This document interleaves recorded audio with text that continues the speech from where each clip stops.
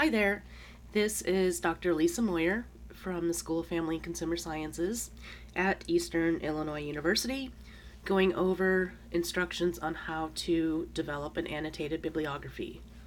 The first thing that we want to do is an APA citation for the article that we're going to create the bibliography for. The purpose of the bibliography is to simply summarize the research that you have. All of the research for this particular assignment, which is for disadvantaged family, have to be peer-reviewed empirical articles. So then it should just explain what the article's about, the methodology, and then what students plan on using in their research brochure. So I'm going to start down here by creating a citation for my next article. The article that I've selected is called You Don't Defriend the Dead. It's from Death Studies. So I'm going to put the author first. It's Natalie Pennington. Put her last name, comma, N, period, one space. And this was published in 2013. Another period, another space. Call the name of the articles You Don't Defriend the Dead. An analysis of grief communication.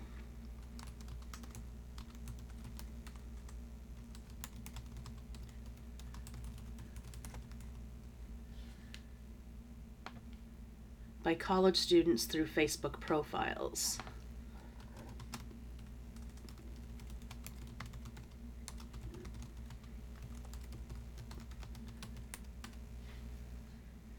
Okay, and then the journal name is Death Studies.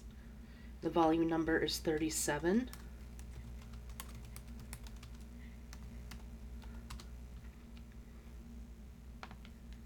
And the pages are 617 through 635.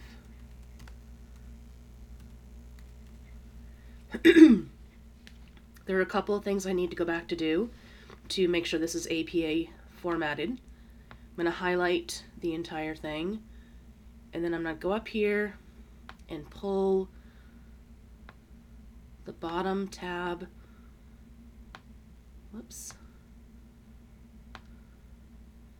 over so that I have a hanging indent. And if you can't see this, all you have to do is click View Ruler. So see, I unclicked it, it's gone. View Ruler, it's back. The other thing I need to do is highlight the journal name and the volume number and make it italicized. I want to point out a couple of things. You notice that in the title, I didn't capitalize every single word. It's a common mistake the students make. I capitalized the first word in the article's name, the first word following the colon, and then Facebook, which is a proper noun. So I capitalized that as well. I also didn't include an issue number. So sometimes you'll see, and it's not, issue numbers are not italicized. So let me undo this. Whoops.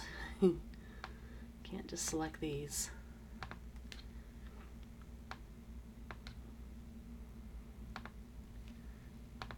So you might see that, but when we're talking about academic journals, which we are, they are paginated by volume number, which means that they don't begin every issue on page 1. They begin the subsequent issue on whatever page they left off with the previous issue. So if the first issue for 2012 started on page 1 and ended on page 29, then the second issue would begin on page 30. And that's why we don't include the issue number when we're using academic journals. But you would for a magazine like People Magazine or Cosmopolitan or Time, because they don't do that. So here's our citation. The other thing I want to point out that I didn't do is try to copy and paste. There are many reasons for that. I typically don't do it because it can get me into trouble if I forget to change wording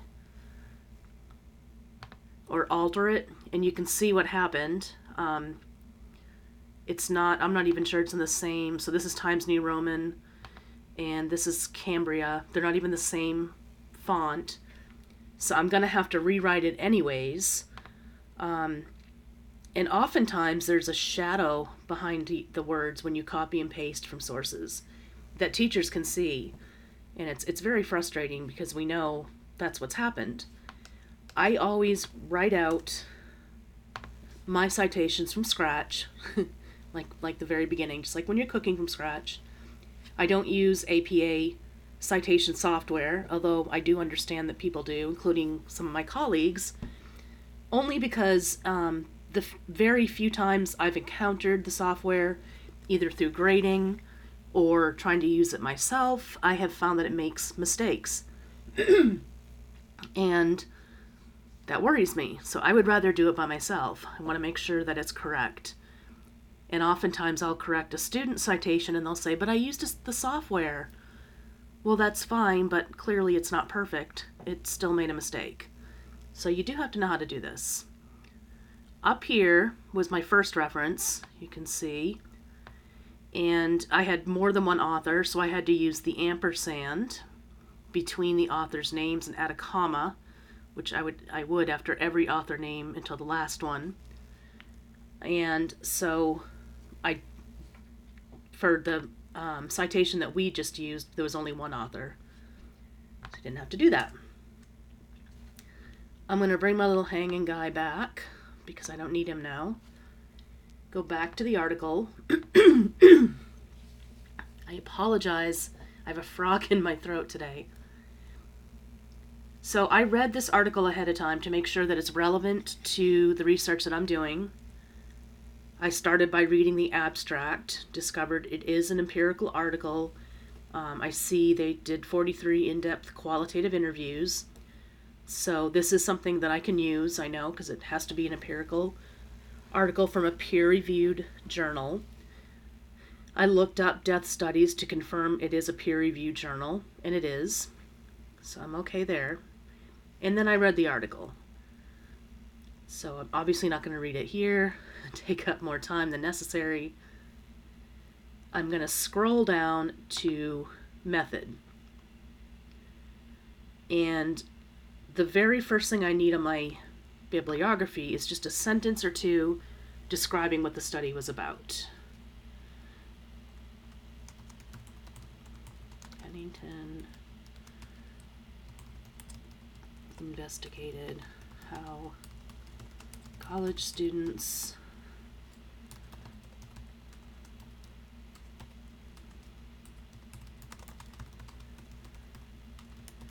using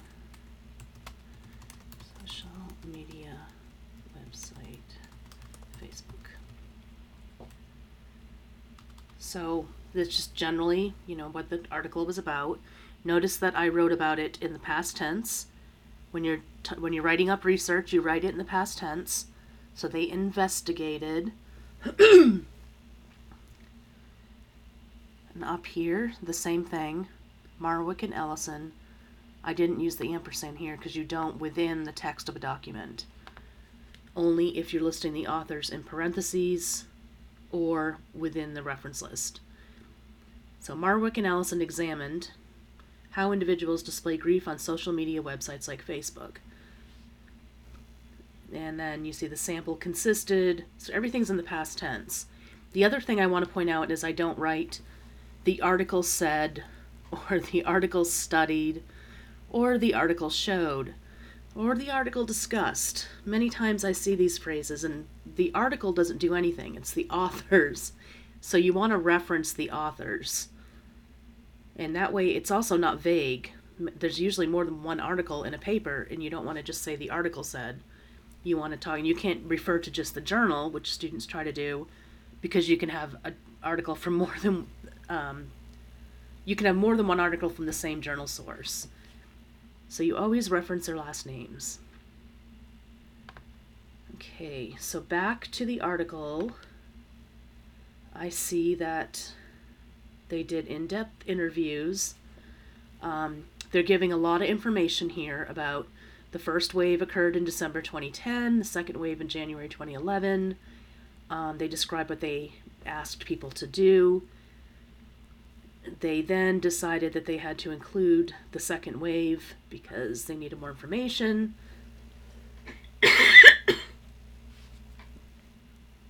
So we have that.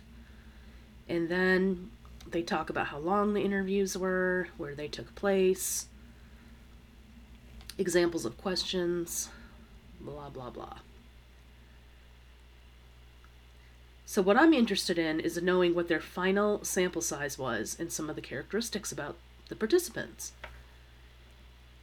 And they say a total of 43 interviews were conducted. Okay? So what I need to do is summarize that.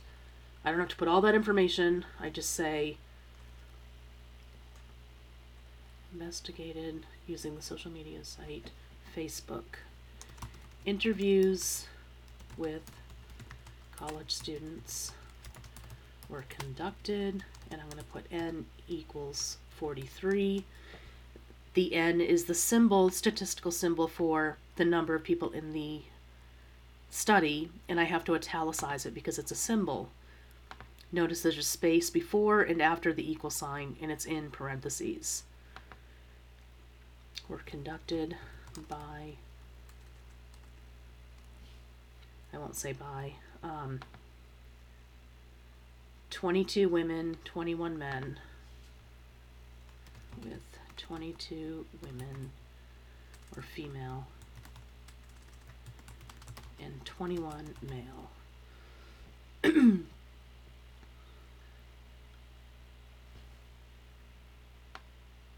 I'm going to take that out.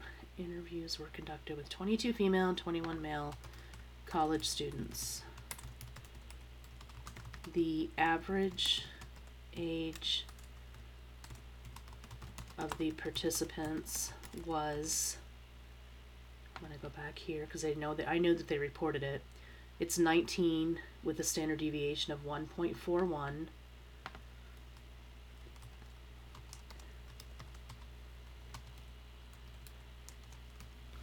It's not important necessarily yet that you understand what standard deviation is, but it is a statistical term, and the SD is a statistical symbol. So I have to italicize it, much like I did the N.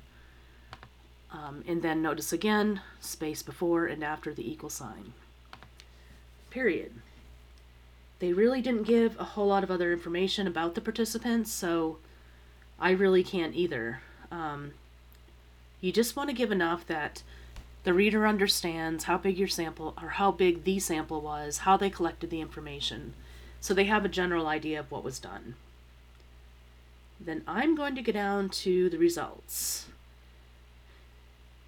And they discuss how they basically found 4 themes and then listed those themes. And that's what I want to put in my brochure.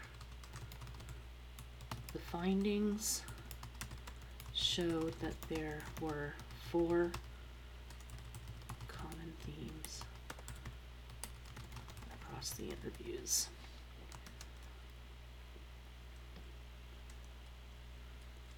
And I'm going to go ahead and start a numbered list.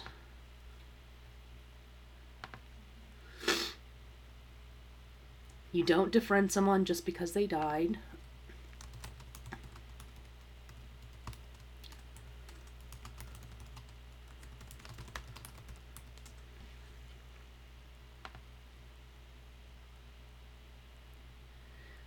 There are some users that visit pages but don't write on it.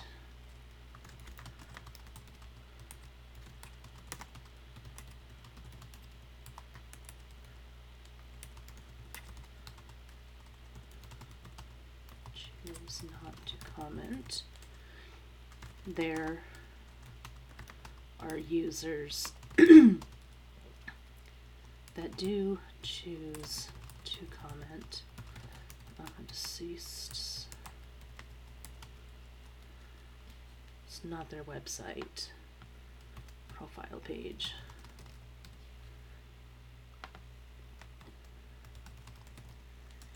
And then the last theme was when somebody's Facebook profile was being controlled by a friend or family. They saw this as inappropriate and increasing feelings of loss. When a family member or friend is controlling a deceased.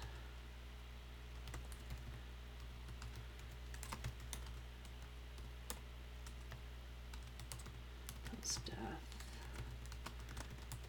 Participants viewed this as inappropriate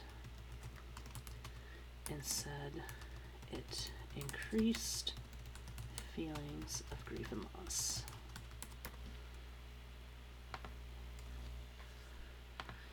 Okay, so there you have it. That's what I plan on using in the brochure. I have information from my first citation. I'm going to put a space between them. That shows what I plan on using in a description in the citation, etc.